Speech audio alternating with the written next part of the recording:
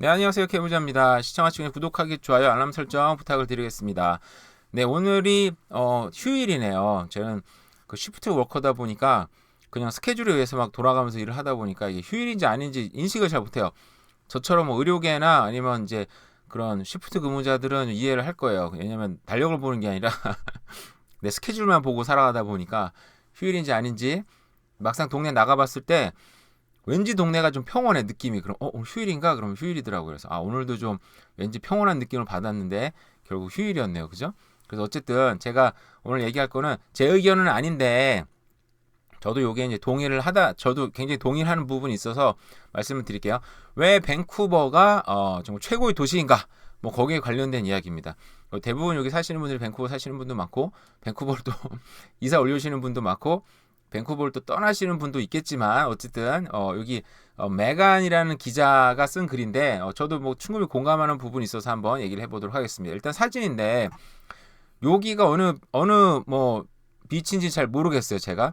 근데 요런 뭐 요 느낌이 바로 밴쿠버가 왜 최고의 도시인지를 좀 설명해주는 아주 좀 상징적인 사진이어서 제가 보도록 할게요. 일단은 네, 잘 정돈된 해변이 있고요, 그죠? 그리고 바로 근거리에 이렇게 하이라이즈 콘도들이 세워져 있고 바로 또 산이 보이죠, 그죠? 공원이 보이고 이게 굉장히 좀 잘 집약된 그 옆에 이제 시내잖아요. 밴쿠버 시내 다운타운. 이 사진이 밴쿠버가 최고의 도시인지를 그러니까 이제 밴쿠버인 거지 여기서는 뭐 써리를 얘기한다든지 뭐 랭리를 얘기한다든지 뭐 그런 건 아닙니다. 왜 밴쿠버가 최고인지를 얘기를 하는 건데 일단 근데 근교에 살면 번화비나 그래서 살면 그래도 뭐 20분 내로 뭐 다운타운에 도착할 수 있으니까 뭐 같은 맥락으로 생각하시면 될 것 같아요.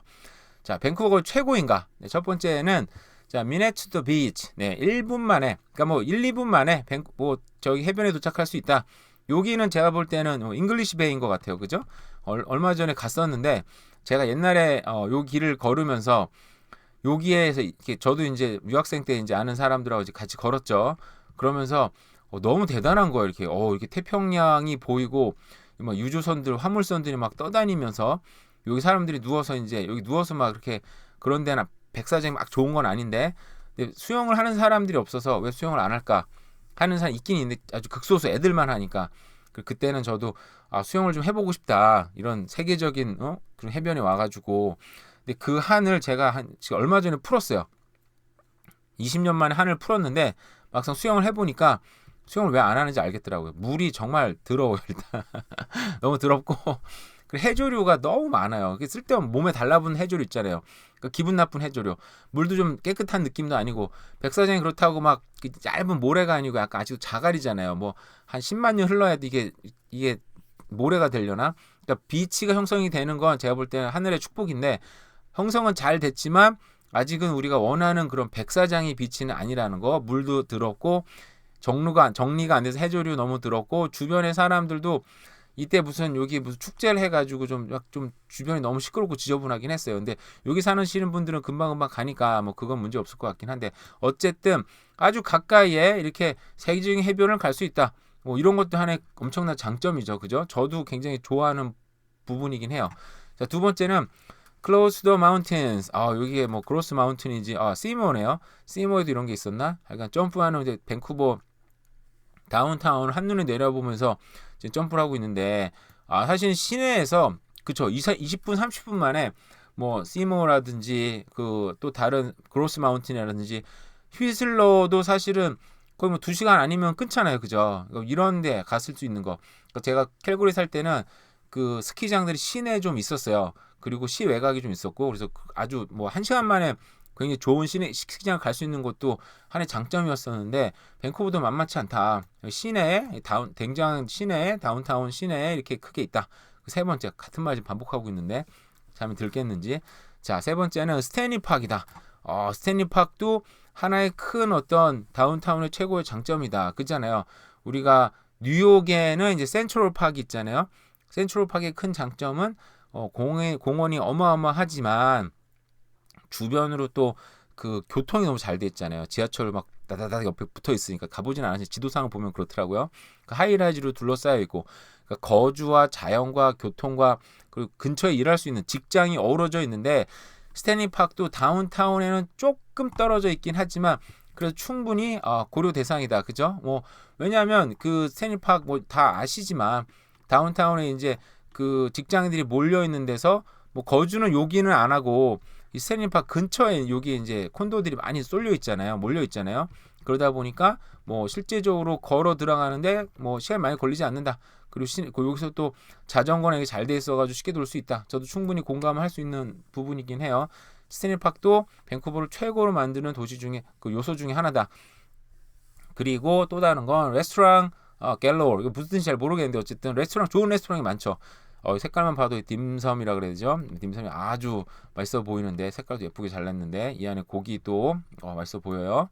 어쨌든 정말 많은 정말 맛있는 레스토랑들이 세계적인 레스토랑들이 특히 중식은 어떻게 보면 홍콩이 이렇게 약간 좀 멸망의 길을 걸을 때 그 정말 최고 요리사들이 다 캐나다로 넘어왔다 그러잖아요. 그래서 오히려 캐나다 사람 오히려 중국에 있는 사람들이 최고의 중국 식당을 가려면 그러니까 이 광저우 스타일인 거죠. 뭐 광저우 스타일의 중국 식당을 가려면 차라리 캐나다가 밴쿠버가 최고다.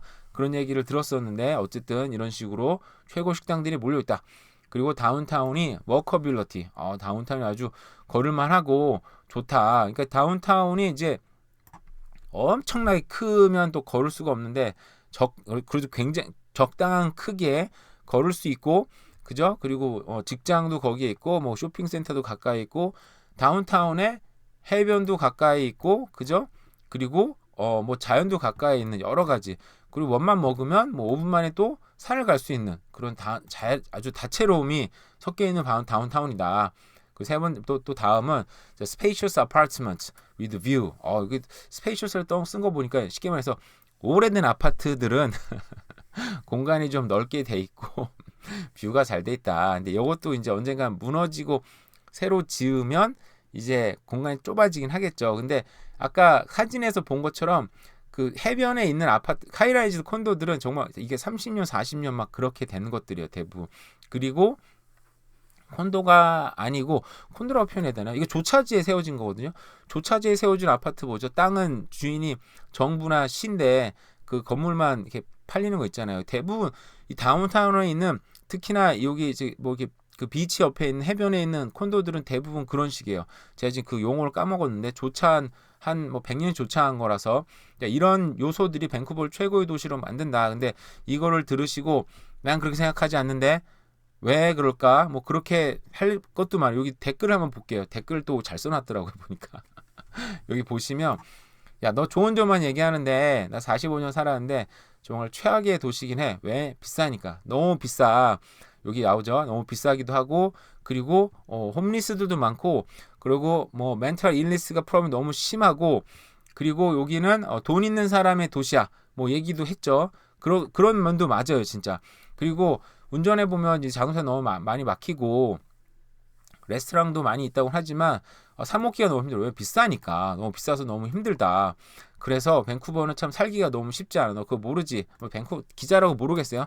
당연히 알겠죠. 그래서 이런 요소들, 이런 뭐 그 어떤 그리고 여기 썼네요 또. 야, 그 좋네. 근데 그래서 내가 4,000불씩 지금 렌트를 내고 있어. 몰랐지? 뭐 이렇게 써놨는데 어쨌든 이런 요소들, 저런 아름다움과 대자연과 비치와 그리고 직장을 갖고 있지만 결국은 하우징 프라이스 그리고 엄청난 렌트비 그리고 홈리스 문제들 정신병 문제들 이런 게 혼합된 도시라는 건데 도시라는 데서는 저걸 다 갖고 있어요. 그죠? 여기에 요거는 제가 얘기한 건 아니지만 이런 요소들이 밴쿠버를 최고의 도시로 만들기도 하지만 그 반면에 이런 문제들도 있다라고 얘기를 했어요. 근데 저는 이제 부동산을 좀 얘기하는 유튜버다 보니까 한 가지만 더 얘기를 하자면 보면은 이제 우리가 부동산을 사고 나서 이제 이게 오를 것인가 떨어질 것인가 막 고민하고 뭐 지역 분석하고 막 하는데 밴쿠버 하나의 특징이 어떻게 보면 되게 좀 단순한 느낌은 있어요. 왜냐하면 밑에는 국경을 막혀 있고 위에는 바다와 호수도 아니에요. 바다와 산과 강으로 뚫려 있는데 이다 보니까 밴쿠버와 노스밴 뭐 지역이 이스트 밴쿠버 쪽이 가장 비싸요. 그죠? 웨스트 밴쿠버 쪽이 가장 비싸요. 집값이. 그래서 그냥 특별한 뭐 변수 없이 그냥 거리의 순서대로 주르르르 개발이 되면서 집값도 그냥 이 순번 그냥 이 서열이 밴쿠버 중심으로 그냥 쭉 내려져 있다라는 거. 그 밴쿠버를 중심으로 가까운 도시별로 교통이 좋은 별로 그냥 순위가 특별한 막 변수가 없어요. 아, 여긴 이런 변수가 있지. 교통이 너무 좋아서, 직장이 너무 좋아서 이런 게 없고, 직장도 다 밴쿠버에 몰려 있고, 최고의 교통도 밴쿠버에 다 몰려 있어요. 다운타운에. 그리고 제가 얼마 전에 그 밴쿠버 저기 다운타운 가서 수영을 했다 그랬잖아요. 제가 오래간만에 다운타운 길을 좀 걸어봤어요. 거기에 정말 아기자기한 엄청난 자영업자 상점들이 정말 많더라고요. 근데 그런 상점들이 결국은 또 고용을 일으키잖아요. 그죠? 그래서 좋은 직장뿐만 아니라, 물론 최고 직장은 아니지만 또 사람들이 일할 수 있는 그런 많은 엄청난 직장들이 다운타운에 엄청나게 몰려 있어요. 보면. 그죠? 그래서 사람들이 많이 살 수밖에 없고, 그래서 그냥 큰 변수 없이 그냥 집값도 쭉 나열식으로 집값 형성되고 있고, 개발도 그렇게 되고 있다. 그래서 그냥 내 좋은 데를 사고 싶다? 밴쿠버로 가까이 가자. 더 가까이 갈수록 좋은 곳이다. 좋은 집이다. 멀수록 밴쿠버보다는 안 좋은 집이다. 그래서 내 돈이 없어서 외곽에 살더라도 시간이 지나면 자연스럽게 온다. 왜? 딴 데 못 가니까. 어떻게 갈 거야 도대체? 뭐 바다를 태평양을 건너 갈 겁니까? 산을 넘어 갈 겁니까? 구경하러 갈 겁니까? 그죠? 사람이 오는 족족 그냥 점점점 이스트 쪽으로 좀 개발해서 내려갈 거기 때문에 크게 걱정하지 말자. 그냥 돈에 맞춰 살면 된다. 그죠? 물론 좀 더 너무 멀리 살면, 직장이 멀어지면 안 좋은데, 그건 또 뭐 알아서 또 처분을 해야죠. 뭐 자동차를 타고 다니든 뭘 하든 해결이 되는 문제니까. 네, 어쨌든 오늘도 뭐 대략 살펴본, 또 밴쿠버 왜 좋은지, 그 부동산 관점으로 본 부동산 관점으로 본 밴쿠버는 좀 단순한 면이 있다, 이런 얘기를 좀 했습니다. 네, 오늘도 쉬는 날인데 여러분도 잘 보내시고요. 네, 그럼 감사합니다. 네, 안녕하세요. 해보자입니다. 시청하시고 구독하기, 좋아요, 알람 설정, 멤버십까지 부탁을 드리도록 하겠습니다. 오늘은 요즘에 집값이 밴쿠버뿐만 아니라 정말 너무너무 비싸잖아요. 토론토든 캘거리든 너무 많이 올랐고, 특히 제가 살고 있는 서리도 뭐 랭리도 가격이 정말 많이 올랐습니다. 근데 여기 이제 오늘 제가 소개시켜 드린 거는 30 기사를 하나 소개시켜 드릴 건데, 35만 불에 피카브 오션뷰가 있다. 그러니까 까꿍 오션뷰인데, 저게 이제 오션뷰가 딱 눈앞에 펼쳐지는 게 아니라 아주 조금 보이는 그런 오션뷰더라고요, 보니까. 그래서 말을 되게 재밌게 뭐 까꿍 피카브 오션뷰라고 했는데, 35만 불에 무려 다운타운, 밴쿠버 다운타운에, 그리고 해변까지 불과 뭐 1, 2분의 거리에 있는 35만 불짜리 집을, 콘도죠, 소개를 한번 해 보려고 합니다. 네, 여러분들 딱 이거 보는 순간부터 부동산을 좀 아시는 분들, 뭐 많이 전문가 필요도 없이 이거는 뭘 거야 딱 느낌이 오실 수도 있는데, 혹시 모르시는 분들은 한번 보시면 보시면 좋을 것 같아요. 네, 뭐 건물은 딱 봤을 때 지금 오래된 거죠. 기본적으로 뭐 한 40년 되지 않았을까? 굉장히 오래된 스타일이고, 창문도 벌써 올드한 느낌이 팍팍 나죠. 여기 뷰를 보겠습니다. 방이 일단 거실 한 개, 방이 하나예요. 여기 보면 여기 보이시죠? 여기 조그맣게 오션이 보입니다. 요만큼. 이 건물과 건물 사이에 조금 뭐 피카브 오션뷰가 있고요. 방이 굉장히 커요. 그리고 카펫이 아니어가지고 그래도 깔끔하게 쓸 수 있는 상황도 있고요. 그리고 거실도 굉장히 뭐 깔끔하게 정리를 잘 해놨습니다. 근데 이게 제가 볼 때는 이게 그 뭐죠? 이게 그래픽으로 처리된 것 같기도 하고, 너무 깔끔해요, 사실은. 이 생긴 거에 비해서 깔끔하다. 그래서 아마 그런 프로그램들이 있더라고요. 이 리얼터 분들이 하시는 프로그램들 보니까. 그래서 이거 아마 그래픽 처리가 된 게 아닐까. 근데 어쨌든 거실도 굉장히 크고, 이 부엌은 옛날 올드 스타일이긴 한데 이렇게 안쪽으로 들어가는 게 있습니다. 네, 뭐 이것 그쵸? 사진 찍힌 것 같기도 하고. 어쨌든 이건 꾸미는 거는 자기 나름대로 꾸미는 거니까 이렇게 깔끔하게 꾸밀 수 있는 집인데, 거기에 이제 아메니티즈로 풀도 있고요, 사우나도 있고, 이분 짐도 있고요. 그 스토리지하고 파킹 락까지, 정말 갖출 건 정말 다 갖췄네요. 근데 이렇게 갖췄는데, 예를 들어서 이게 40년 전에 나온 콘도다 그러면 그때로서는 굉장히 좀 센세이셔널 하기도 하고 너무 좋겠다라는 생각이 들기는 들어요. 그러니까 이 정도의 집을 35만 불에 잉글리시 베이에 불과 1, 2분 거리, 파킹락까지 갖추고 있는, 그리고 방도 여기가 방이네요. 널찍한 방과, 그리고 뭐 발코니까지, 뭐라 그래, 테라스라는 발코니라 그래야 되나요? 이렇게 오션뷰까지 있는 발코니까지, 이게 35만 불에 나왔다. 굉장히 좋죠? 네. 제가 요걸 똑같은 물건을 찾아보려고 했는데 이게 팔렸는지 벌써 없어졌더라고요. 그래서 요거랑 비슷한 건데 35만 불에 보이시죠? 여기는 그래 옵션뷰가 더 크게 나옵니다. 가격은 똑같아요. 이거 사진 좀 봐볼까요? 뭐 사진 뭐 그게 그건데 어쨌든 아까 사진 봤으니까 옵션뷰가 더 확실히 나오고 여기도 크기도 굉장히 크고 바닥도 또 일단 하드 플로어나 뭐 라미네이트인지 뭐 이렇게 해가지고 카펫이 아니라 지저분하게 쓰지도 않고 예 그렇습니다. 근데 이런 집을 사야 될까요 말아야 될까요?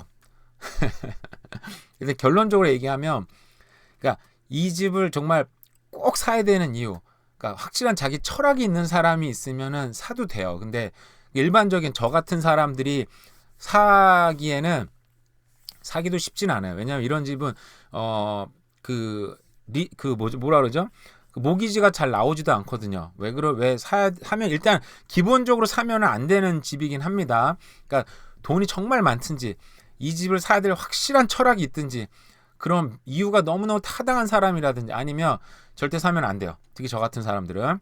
자, 35만 불인데 왜 그러냐 보도록 하겠습니다. 왜 그럴까요? 일단 이게요. 리스홀드입니다. 리스홀드.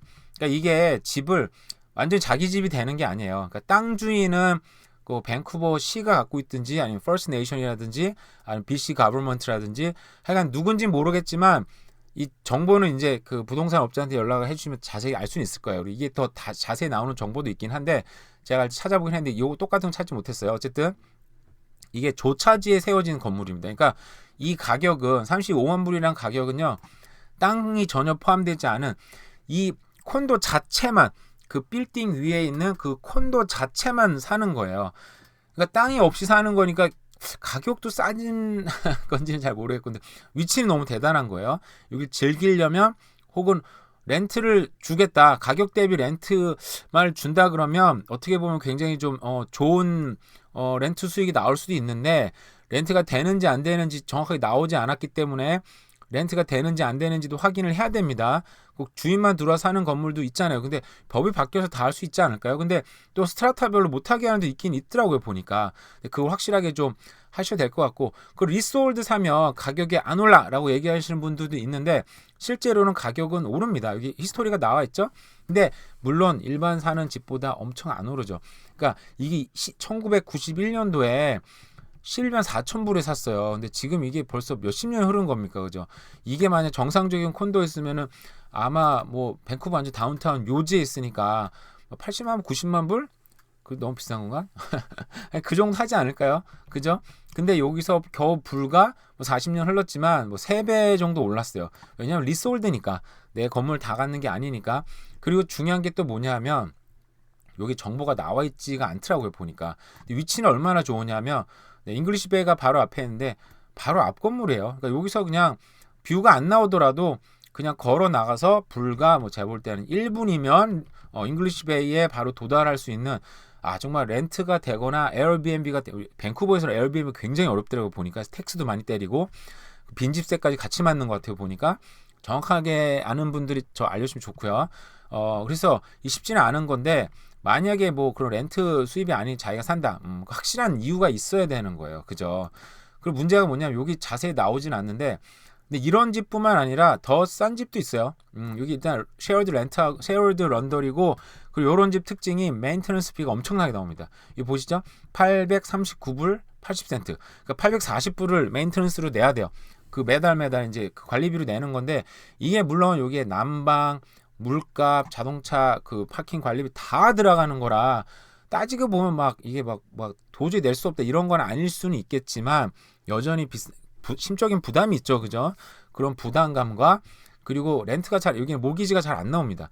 조차지다 보니까 지금 여기가 여기 아까 제가 처음에 보여드렸던 물건 있잖아요. 물건이란다. 기사 보였잖아요. 거기에 보시면 또 댓글을 달아놨어요.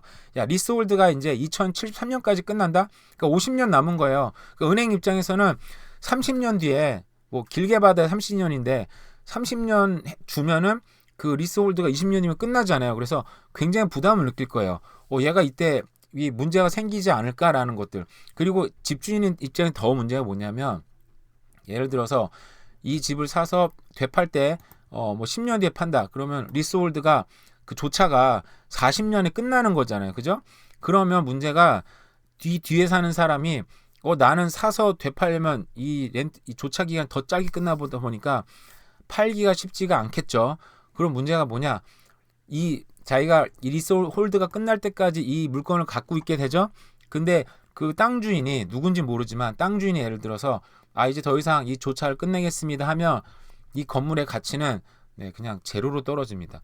그래서 거기 그냥 헐어버리고 만약에 그냥 그래 다시 또 100년 렌트 해줄게 하면은 정말 다행인 건데, 만약에 땅 주인이 누군지 모르지만 여기가 가치가 엄청나게 올랐는데 내가 새로운 빌딩을 짓겠어 아니면 팔겠어 라고 하는 순간 그 건물의 가치는 그냥 빵으로 수렴이 됩니다. 그래서 이 건물을 부셔도 자기가 건질 수 있는 어떤 권리금이나 그런 거 아무것도 없어요. 상업시설도 아니다 보니까. 그러니까 굉장히 리스크가 커지는 거죠. 그래서 이런 조차지는 끝나면 끝날수록 가치가 0으로 수렴될 가능성, 리스크가 굉장히 크기 때문에 가지면 안 돼요. 물론 이걸 정말 애초에부터 가져서 그동안 렌트를 돌리거나 자기가 살거나 정말 자기는 돈을 정말 뽑아 먹을 만큼 뽑았다. 더 이상 뽑아 먹으면 인간이 아니다. 싶을 정도로 뽑아내신 분들은 어쩔 수 없고 그건 상관없겠지만 우리 같은 사람은 사면 된다 안 된다? 이런 리스홀드는 절대 건들지 말자.